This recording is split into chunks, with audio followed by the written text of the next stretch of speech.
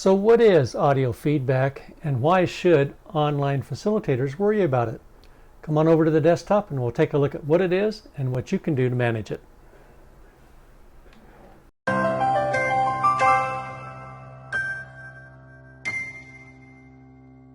Have you ever been in an online meeting and experienced that terrible screeching, echoing effect? That's audio feedback. Well, here's how it works and how you can manage it. Online meetings begin for us facilitators with some sort of computer system that we're working with, as well as your participants having a similar system at their end of the internet line. At these systems is some way to project sound, usually a speaker system that looks approximately like this. We also all have microphones that we speak into so we can communicate over the internet. The trouble is that as we're communicating in our microphone, the sound is simultaneously coming out of the speaker systems that are at our computer station. That creates feedback. In other words, the sound that's going into the computer is also coming out of the speakers and trying to go back into the microphone a second time. That creates that terrible echoing, screeching effect that we call feedback. Well, here are some things you can do about it. First, there are some preventions. You can avoid built-in microphones to the extent you can.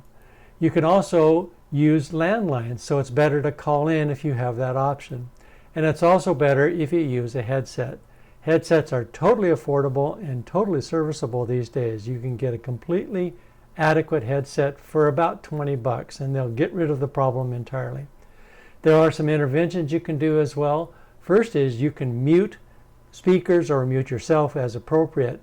You can do it usually through some kind of internet management system that you're using, or you can coach your participants in how to do it at their end of the internet line.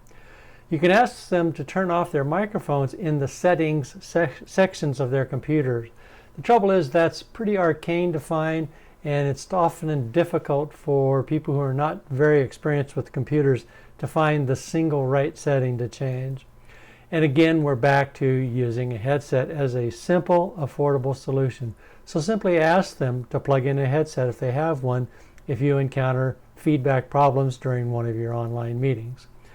So feedback is with us as online facilitators. We, as facilitators, are good at using the normal technology that we use for in-person meetings, but now that we've carried that skill into an internet setting, we also have to be conversant with and appropriately be able to manage some of the technological problems that come with that transition, one of which is feedback.